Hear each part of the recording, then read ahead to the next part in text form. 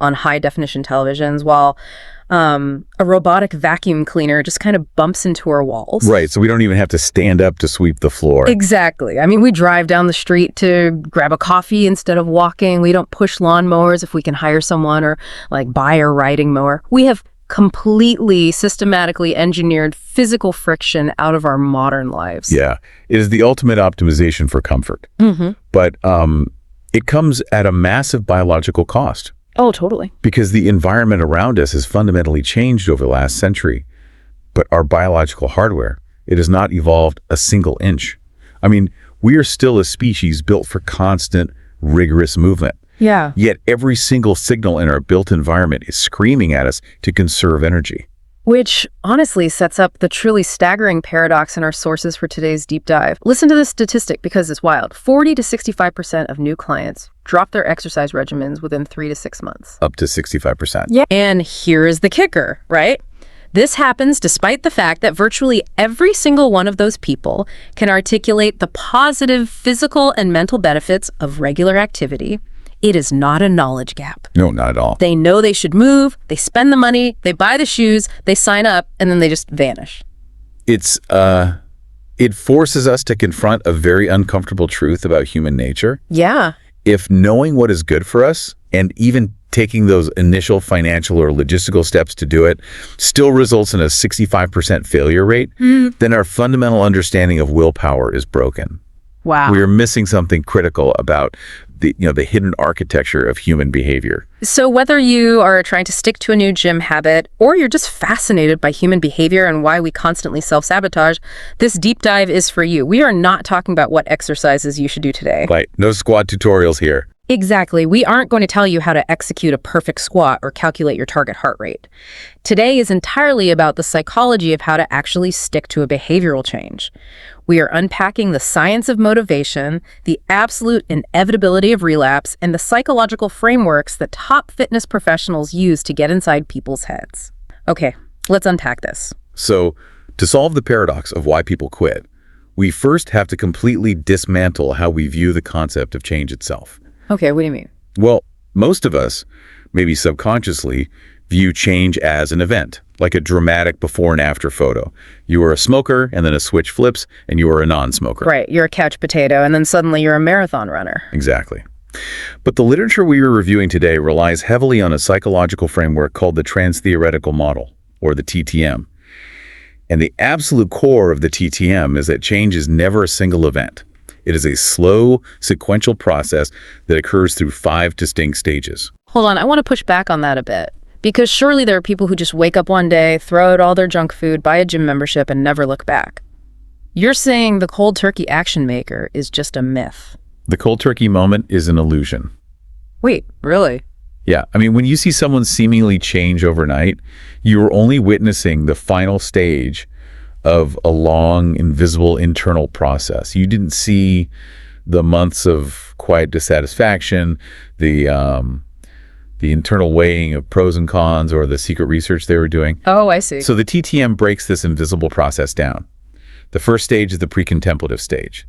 In this stage, the person is completely unaware or actively in denial that they need to change. They aren't even entertaining the idea of exercising. So they are immune to any fitness advice at that point. Completely immune. Yeah. Handing them a workout plan is actually counterproductive because it just creates defensiveness. Yeah, that makes sense. Then you move into the contemplative stage. Here, the friction starts.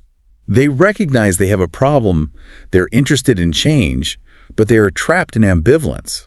Like they are weighing the costs and benefits, but they haven't committed to doing anything yet. Let me make sure I'm applying this correctly. If I'm sitting on my couch on a Tuesday night feeling terribly guilty about the fact that I haven't jogged in a year. Right. Maybe I'm looking at running shoes online, but I am doing absolutely nothing physical. I'm not failing at the action stage. I am just squarely stuck in the contemplative stage. That is exactly the distinction that professionals make, and it changes everything about how you treat the problem. If a well-meaning partner or a personal trainer treats a contemplative person like an action person, it backfires spectacularly. Oh, totally. You cannot scream, "Just do it," at someone who is still trying to figure out if it's worth the effort. That is such a relief to hear, honestly. It reframes all that guilt. You aren't a failure at acting, you just haven't finished the psychological preparation. Precisely. Which brings us to the third stage, which is preparation. This is where the individual identifies a specific course of action and gets ready to move. Maybe they buy the shoes, or they clear their schedule for a Wednesday morning workout. Okay, so they're setting the stage. Yes. And only after that do we reach the action stage, where the plan is actually implemented. And finally, the maintenance stage, where the behavior has been sustained long enough that it becomes a permanent lifestyle change, and the focus shifts entirely to preventing relapse. The sources mention that moving through these stages isn't just about waiting around, though. There are two massive cognitive engines driving this movement: decisional balance and self-efficacy. Right. Now, decisional balance makes sense to me. It's just a mental pros and cons list. But self-efficacy seems to be the real secret weapon here. Self-efficacy is the bedrock of all behavioral change. It is defined as your belief in your own ability to successfully engage in a behavior, particularly in high-risk, difficult situations. So not just when it's easy. Exactly. It's not the belief that I can run on a sunny day when I feel great.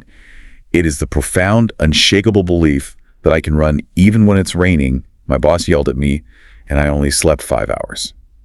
The data on this is wild. The text cites a study from the Alberta Center for Active Living. They surveyed the predictors of physical activity and found that if individuals had a high intention to participate, meaning they had moved into that preparation stage and mentally declared they were going to do it, they were 4 to 6 times more likely to actually be sufficiently active. It's massive. 4 to 6 times, just from the internal belief that they were capable of preparing for it. But the question is, how do you manufacture that belief? Yeah. Because you don't just wake up with high self-efficacy. Right. This is where fitness professionals use specific, targeted psychological change processes to manually move people from one stage to the next. The terminology the sources use for these processes is super fascinating. Let's look at consciousness raising. The way I read this, it's about forcing the brain to look at undeniable data so it can't lie to itself anymore. Yes, moving from the unconscious to the conscious. Let's say you have someone who thinks they are working out incredibly hard, but they aren't seeing results. Or maybe they're terrified they're pushing their heart too far. Right, they have a skewed perception. A trainer doesn't just argue with them, they put a heart rate monitor on the client. Suddenly, an invisible, unconscious biological process becomes a blinking, conscious data point on their wrist. You raise their consciousness of reality. Wow. And then there is self-liberation. It sounds dramatic, but it's really about taking a definitive action that declares your independence from your current state. Give me an example. Well, the text gives the example of buying jeans that are a size too small. You hang them up where you can see them to force a daily walking routine. You are literally making a physical bet against your old identity. I love that. And then we shift into environmental manipulation. Stimulus control is a very powerful tool. This involves aggressively changing your environment to eliminate negative behavioral triggers. I do this with my phone. Like if it's on my desk, I will scroll, so I have to physically put it in another room. It's the exact same principle. The text applies this to exercise by suggesting that if you always get sucked into the television after work, you create a hard rule. The television does not get plugged into the wall until the workout is done. Or if the smell of the cafeteria at work derails your diet, you literally map out a different walking route through the building. You are removing the friction of temptation. But the most sophisticated of these processes is counter-conditioning. This goes beyond just hiding from a trigger. It's about fundamentally rewriting your response to it. I love this one. The text uses commercial breaks on television as the trigger. For most people, a commercial break is a Pavlovian bell that means go to the kitchen and look for a snack. We all do it. Right. But counter-conditioning is taking that exact same trigger, the commercial, and forcing a new behavior. When the commercial comes on, you get on the floor and stretch. What you're doing neurobiologically is hijacking an existing habit loop. Yep. You don't have to build a new trigger, which takes massive amounts of energy. You just splice a healthy behavior into the old, deeply ingrained signal. It's like hacking your own nervous system. But wait, I mean, even if I change my route at work and stretch during commercials, I still have to actually want to do the workout. Right. Which brings us to the underlying engine of all of this, which is motivation. And the sources are very clear that not all motivation is created equal. Far from it. If you map out a motivation continuum, you have extrinsic motivation on one side and intrinsic motivation on the other. Extrinsic motivation is doing something for a separate external outcome. Like getting a reward. Exactly. You exercise because you want to lose weight, you want your doctor to stop lecturing you, or you want to win a free t-shirt at a local 5K. And the reading makes a profound point about why extrinsic goals are a trap for beginners. Clients who expect quick physical results, which is the ultimate extrinsic reward, quit at incredibly high rates. Why does our brain betray us like that? Because of evolutionary mismatch. Think about how our ancestors evolved. They did not expend precious life-saving calories unless there was an immediate vital reward, like catching food or escaping a predator. Right, they weren't jogging for fun. Exactly. Our brains are hardwired for immediate ROI. When you do a grueling set of burpees, your ancient brain is looking around for the immediate reward. When the reward is a hypothetical reduction in heart disease risk 20 years from now, or a change on the scale that won't happen for a month, the brain assumes the calorie expenditure was a mistake and shuts off your motivation. Oh, wow. Yeah, biological adaptation is slow, but human patience is virtually non-existent. So extrinsic motivators initiate the action, but they are too fragile to sustain it. To reach that final maintenance stage of change, the text says a person absolutely must develop intrinsic motivation. Intrinsic motivation is engaging in the activity purely for the sake of the activity. You run because you love the rhythmic feeling of your feet hitting the pavement. You lift weights because the sensation of muscular tension feels inherently good to you. When the activity is its own reward, willpower is no longer required. But you can't just command yourself to intrinsically love doing push-ups. It feels like a catch-22. You need intrinsic motivation to stick with it, but you can only get intrinsic motivation by sticking with it long enough to get good at it. It's a tricky balance. The text shares this great anecdote about a roller derby referee in her 30s that perfectly illustrates how to cross this bridge. It is a brilliant case study in self-awareness. This referee admitted to her trainer that she used an app called Photocracy, and the app is the definition of extrinsic gamification. Oh yeah, I've heard of those. You log workouts to earn imaginary points, level up your profile, unlock digital badges, and get virtual applause from the community. It essentially turns your body into a video game avatar. Exactly. Yeah. But look at her rationale. She told the trainer, "I know that it is all external motivation, but when I have trouble getting myself back on track, I will use the app." She understood her own motivation continuum. That's incredibly self-aware. She knew that her intrinsic motivation wasn't a permanent, stable state. On weeks when she was exhausted, stressed, or just didn't feel the joy of movement, she consciously leaned on the cheap, immediate dopamine hits of the extrinsic app. She used the digital badges as a bridge to carry her over the gap until her intrinsic drive returned. That is so smart. It's realizing that you don't have to be perfectly intrinsically motivated 365 days a year. You can use cheap tricks when you need to, as long as you know there are tricks. Absolutely. And speaking of keeping yourself going, there is a quote in the text from Dr. Daniel Pink from a 2011 convention that really anchors this idea. He said, "If you can show somebody that they are making progress, then there is nothing more influential you can do to motivate them." Progress is the most potent fuel for the human brain. But there is a massive hidden trap here. How you define and measure that progress determines whether you succeed or spiral into frustration. This leads us directly into the psychology of goal setting. Right, because just saying I want to get fit is a terrible, unmeasurable goal. The reading breaks down goals into 3 distinct categories: outcome goals, performance goals, and process goals. Let's start with outcome goals. This is focusing on the final, ultimate result: winning the championship game, beating your friend at tennis, or hitting a specific number on the scale. The problem with an outcome goal is that it is often entirely outside of your control.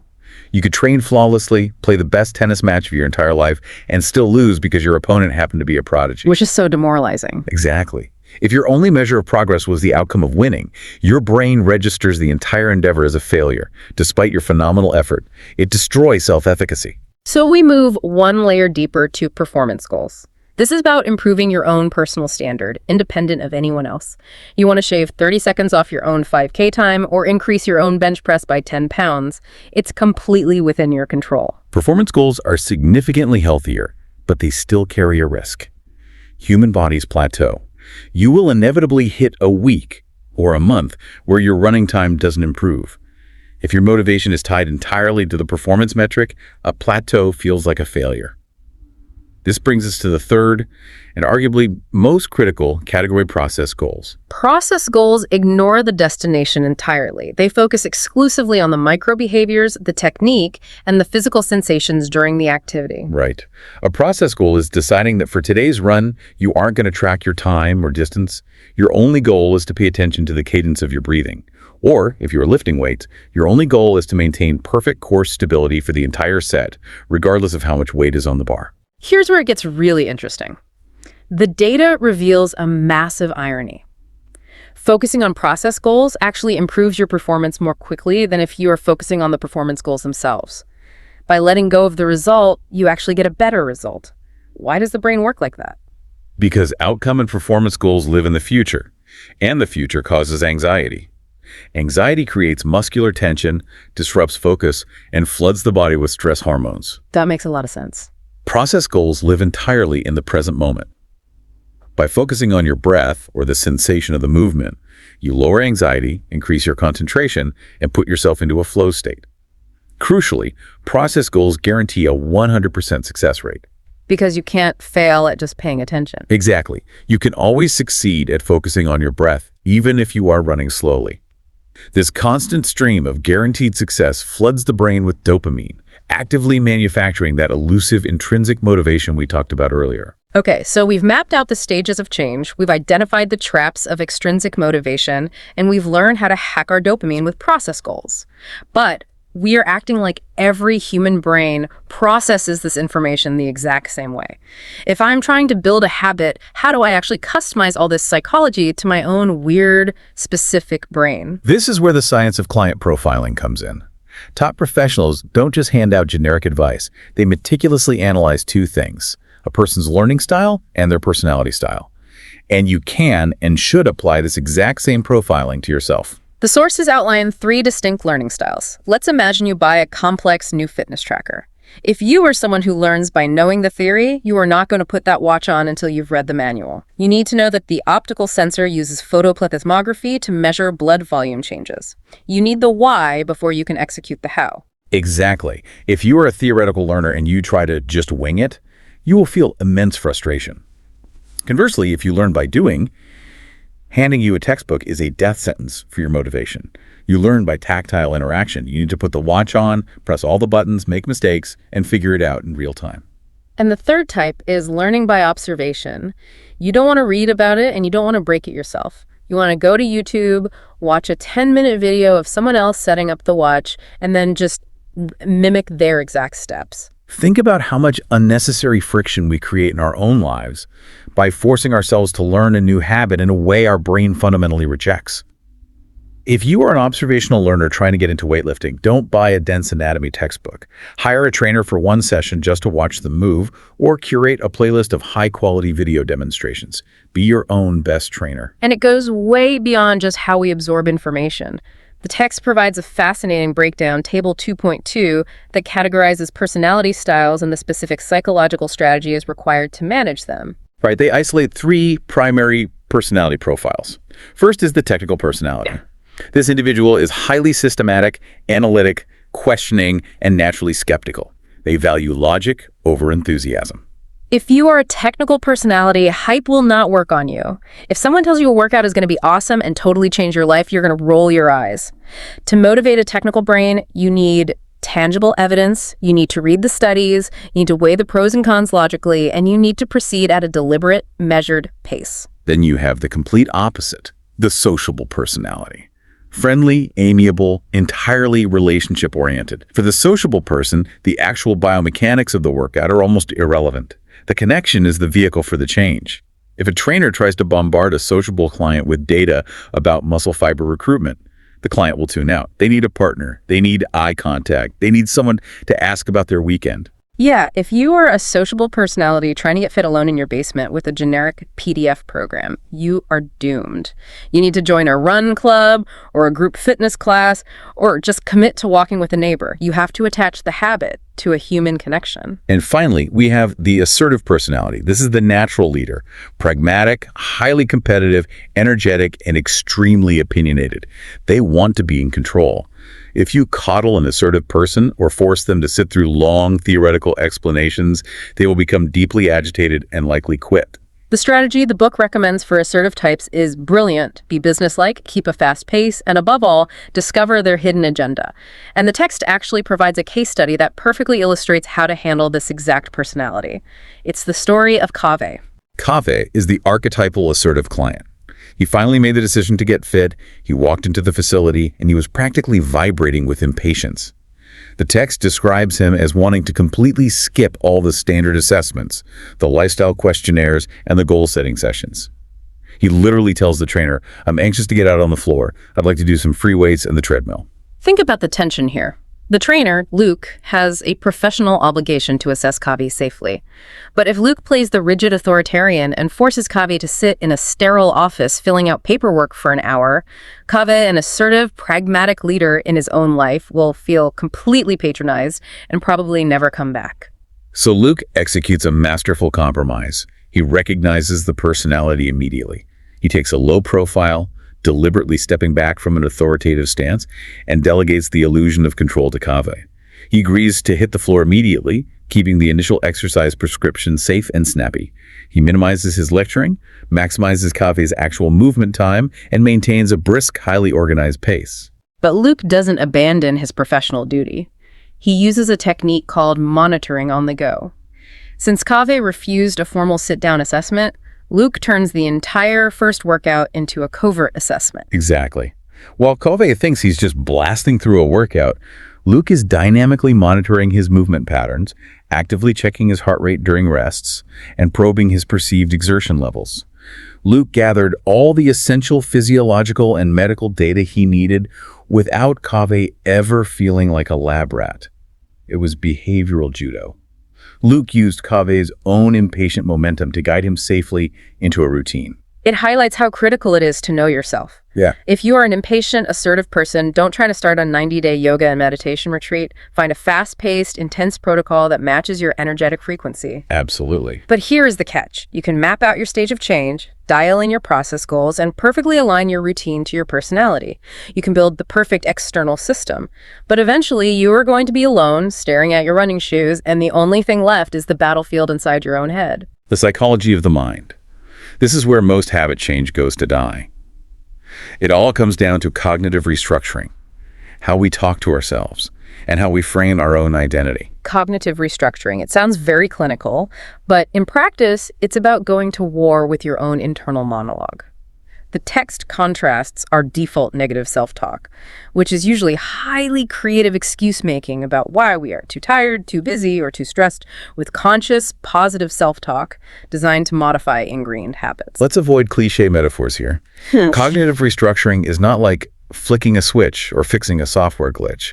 It is much more like trying to forge a new path in a dense, overgrown forest. Oh, I love that. Unpack that for me. Your negative habits, like coming home, stressing out, and eating junk food, are a paved, multi-lane highway in your brain. The electrical signals travel down that path effortlessly. Positive self-talk, on the other hand, is like standing at the edge of the forest with a machete. The first time you try to use positive self-talk, it is exhausting. You are hacking through thick brush. It feels ridiculous and unnatural. But every single time you consciously force that new thought, you clear a little more brush. Eventually, the new path becomes wider and easier to travel, and the old highway starts to crack and fade from disuse. And the text includes an incredibly personal, powerful story from the editor of the book about hacking exactly this kind of path. It's a remarkable vignette. The editor recounts a strategy they used 5 years prior to overcome deeply ingrained, unhealthy eating habits. Their method was incredibly specific. During their commute, walking to and from the bus stop early in the morning and late in the evening when the streets were empty, they would literally speak out loud to themselves. They note that they probably looked a bit unhinged to anyone watching, but the content of what they were muttering is the key. They didn't just say, "I hope I eat well today." They engaged in radical cognitive restructuring. They spoke to themselves as if they already possessed the identity of a healthy person. Yes, they would rhapsodize out loud about how wonderful it felt to no longer be enslaved by food cravings. They would talk about how empowering it was to eat slowly, to savor small amounts, rather than mindlessly binging and feeling the subsequent disgust. They were verbally painting a reality where they were already victorious. And why does speaking it out loud matter? Why not just think it? Because vocalization engages entirely different neurological pathways. When you just think a thought, it's easily drowned out by the noise of the brain. When you speak it, you must articulate it clearly, and your ears must hear it. You are feeding the new belief back into your own sensory loop. The editor reported that after just a few weeks of this bizarre routine, their actual habits began to align with their verbal script. When tempted by a donut at work, the echo of their own voice challenging those old habits would surface. They lost 20 pounds that first year and kept it off for 15 years. They quite literally talked a new identity into existence. And this brings us right back to building that core engine of self-efficacy we discussed in the beginning. The text outlines 4 specific, actionable methods for promoting self-efficacy, whether you are a trainer working with a client or just trying to hack your own brain. The first method is performance accomplishment. This is utilizing the power of your own history. If you are intimidated by a new heavy deadlift or a longer running distance, you consciously isolate a memory of a past physical success. You remind your brain, I survived that grueling hike last summer. I have the biological capacity to endure discomfort. You leverage past survival to guarantee future capability. The second is vicarious experience. This is why community is so vital. If you only ever watch elite, genetically gifted athletes on television, your brain categorizes fitness as an impossible domain. But if you go to the local gym and watch a peer someone your age, with your body type successfully execute a movement, your brain registers the action as survivable and achievable. You absorb their efficacy. The third method is verbal persuasion. This is the role of the coach, the workout partner, or even your own cognitive restructuring. It is the tactical use of encouragement and cueing to override moments of doubt. But the fourth method is the one that really caught my eye: imaging experiences. Visualization. This is used extensively in elite sports psychology. Let's say a client is about to perform a complex, unstable movement, like a single-leg squat. Before they even move, the trainer asks them to close their eyes and vividly imagine the entire sequence. They visualize full muscular stability, flawless execution, and a successful return to the starting position. It sounds like magic, but there's a mechanical reason for this, right? Absolutely. The brain doesn't perfectly distinguish between a vividly imagined physical action and the action itself. When you visualize the movement, you are actively firing the neuromuscular pathways required to execute it. You are priming the nervous system. By the time you actually move, the body feels as though it has already successfully completed the rep. Okay, so let's take stock. We understand the stages of change. We have shifted to intrinsic, process-oriented goals. We have matched our routine to our personality profile, and we are hacking through the forest with positive self-talk. We are fully mentally prepared. But then Monday morning happens. The collision with reality. Exactly. The mind is perfectly primed, but the physical world does not care about your cognitive restructuring. This brings us to a massively important segment of our deep dive, overcoming real-world barriers. The sources neatly divide these into external and internal barriers. External barriers are the tangible logistical realities of your environment. We are talking about socioeconomic limitations, lack of educational resources, severe weather conditions, crushing work deadlines, the chaotic demands of raising young children, or simply not having a safe, convenient place to exercise. These are not excuses. They are physical realities that must be engineered around. Internal barriers, conversely, are the emotional and psychological roadblocks. It is the deep-seated intimidation of walking into a commercial gym. It is physique anxiety, the paralyzing fear of being perceived, judged, or mocked while wearing workout clothes. It is a fundamental lack of self-esteem. A successful behavioral change requires strategies for both. And the text provides 2 case studies that vividly illustrate how different these battlefields are. Let's start with the external barrier. Let's look at Marie. Marie's story is fascinating because her external barrier was initially disguised as a lack of discipline. Marie explicitly stated she wanted to tone up and lose weight, but she had a history of buying expensive health club memberships and never ever going. She felt incredibly guilty about this. When you look closely, the issue wasn't a lack of desire. It was a lethal amount of friction. The health club was located far away, requiring a detour from her commute. In the context of a busy life, that 20-minute drive is an insurmountable external barrier. The solution was blindingly simple, but profoundly effective. Marie discovered a tiny fitness center hidden away inside her own company's building.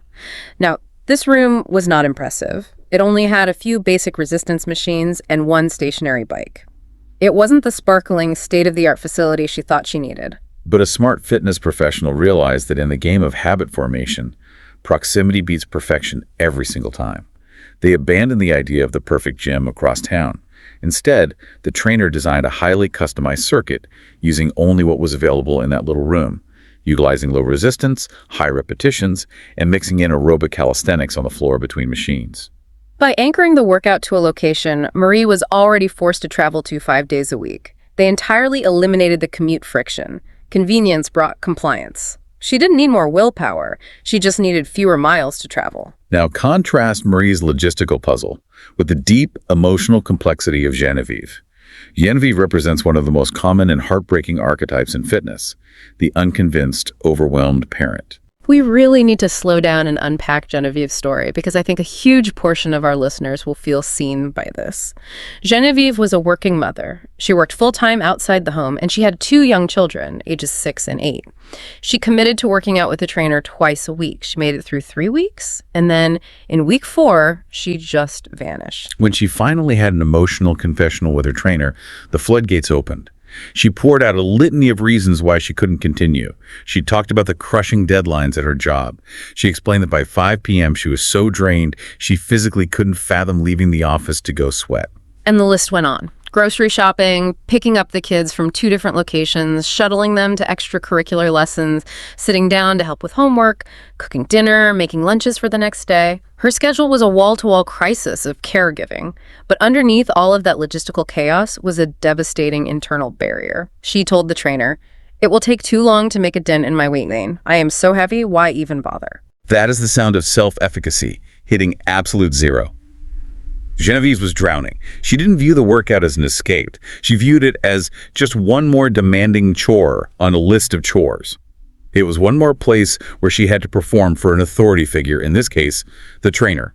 She felt a profound guilt for taking time away from her family, and she was desperately trying to justify her decision to quit. So if you are the trainer, or if you are Genevieve trying to coach yourself, what do? You can't magically make her kids disappear, and you can't shorten her work hours. The external barriers are fixed. You have to execute a radical cognitive reframe. The trainer listened to her schedule and realized a glaring omission.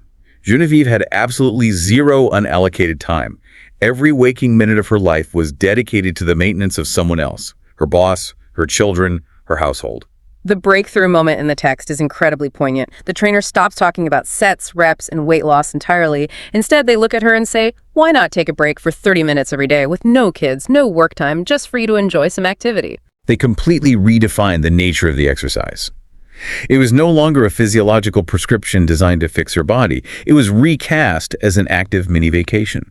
The trainer told her to put on her favorite music, completely forget about the scale, and just aggressively protect 30 minutes of solitude. The text notes that her eyes literally widened when she heard this. The physical tension left her body. Why?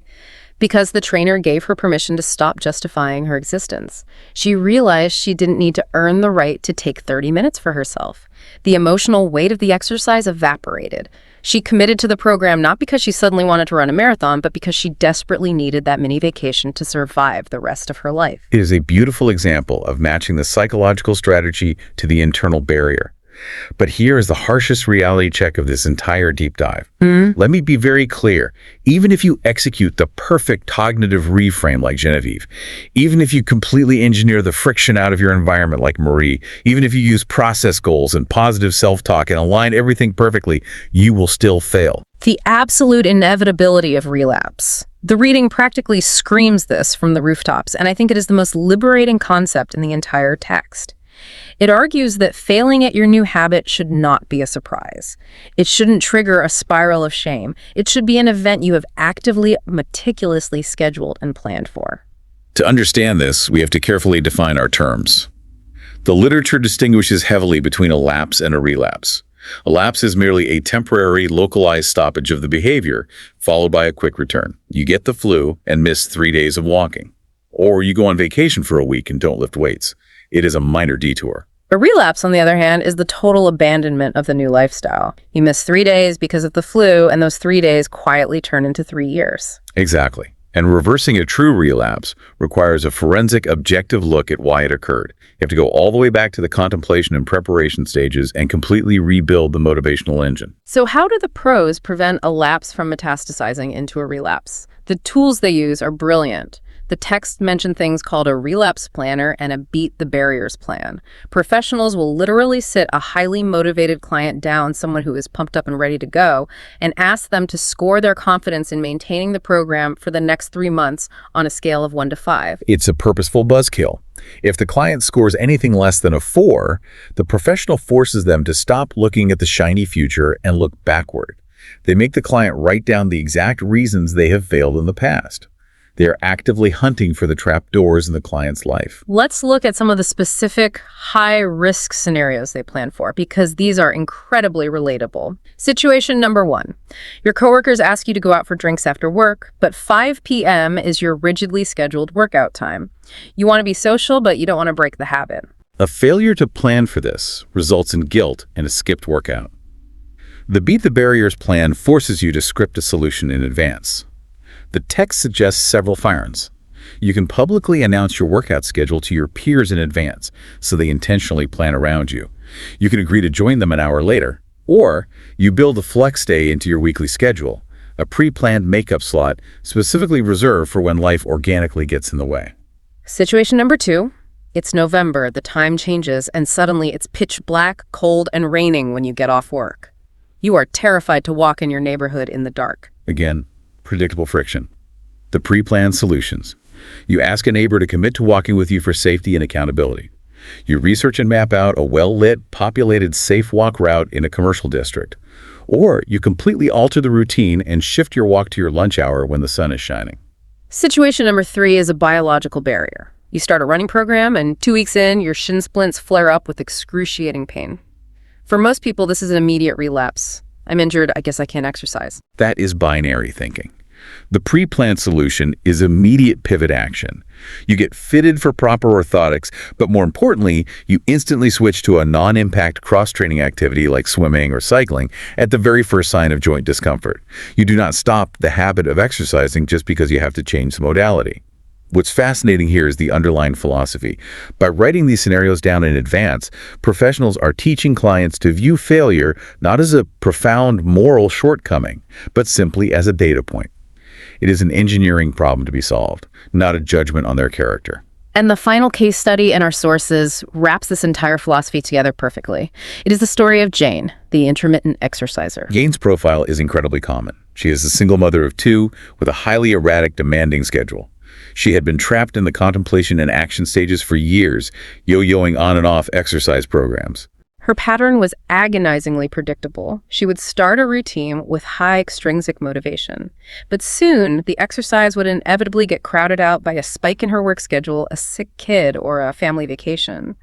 When she slipped, she would feel a crushing sense of guilt. Furthermore, she admitted that her traditional gym routine bored her to tears. And because she wasn't seeing rapid physical changes, she would just throw her hands up and quit. Her trainer, Tony, looked at this history and realized that her physical fitness wasn't the problem. Her relationship with failure was the problem. The guilt was the primary driver of her relapses. So the very first intervention Tony made was entirely psychological. When Jane eventually missed a session, Tony refused to discuss the slippage as a failure. He actively removed the moral weight from the lapse. He normalized it. He told her that literally everyone, including elite athletes, goes through short relapses due to scheduling chaos. By removing the shame, he prevented the lapse from becoming a relapse. But Tony also recognized that Jane's erratic life required an incredibly resilient, flexible program. He introduced her to the concept of active living. He gave her permission to abandon the gym entirely during her most chaotic weeks. This is huge. He told her that if work was exploding, she shouldn't feel an ounce of guilt about missing a formal sweat session. Instead, her entire prescription for that week was simply to walk to work, take the stairs instead of the elevator, or do heavy manual chores around the house. He validated non-traditional movement as counting toward her goals. And knowing that her past failures were driven by boredom and a lack of immediate results, he completely discarded the standard, monotonous treadmill routine. He instituted a varied cross-training program to keep her mind engaged and protect her joints from repetitive stress. Tony didn't try to force Jane's chaotic life into a rigid fitness box. He anticipated her exact failure points, shame, boredom, and unpredictable schedules, and engineered a system that could absorb those shocks without breaking. Which really brings everything we've explored today full circle. We started this deep dive staring at a depressing statistic that up to 65% of people will abandon their attempts to change. But the journey we've taken through this psychological landscape completely shatters the illusion that those people are failing just because they aren't trying harder. We have to dispense with the myth of willpower. Relying on raw willpower is a recipe for a 65% failure rate. Long-term behavioral change is not a test of moral fortitude. It is a highly structured, scientifically observable psychological process. It is about having the self-awareness to know exactly which stage of change you are currently occupying and having the patience not to rush the transition. It is about understanding the fragile, fleeting nature of extrinsic rewards and slowly, deliberately hacking your own dopamine to find the intrinsic joy in the present moment of the process. It is about taking a ruthlessly honest inventory of your own personality. Are you an assertive pragmatist who needs a fast-paced challenge, or a sociable individual who will wither without a community? It is about catching that deeply ingrained negative voice in your head that insists you're too busy, and standing at the edge of the forest, machete in hand, actively speaking a new reality into existence. And above all, it is about having the humility to accept your own humanity. You will stumble, the flu will happen, the shiny new motivation will fade, and when that dark, rainy Tuesday evening rolls around and the comfort of the couch feels infinitely more powerful than the distant promise of health, you won't have to rely on willpower because you will have a written plan. So, what does this all mean for you, the listener? We spend so much of our finite time and energy building meticulous, bulletproof schedules for our successes.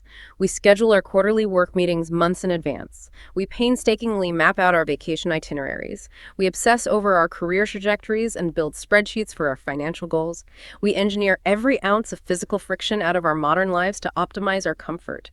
But what if the true secret to lifelong habit formation, the real key to finally beating the puzzle of human self-sabotage, is dedicating just as much time, just as much energy, and just as much meticulous, obsessive detail to planning our inevitable failures? Imagine if we looked at our broken habits not as moral failings, not as a weakness of character, but simply as an engineering problem. A predictable, solvable point of friction, just waiting for the right tool to set it right.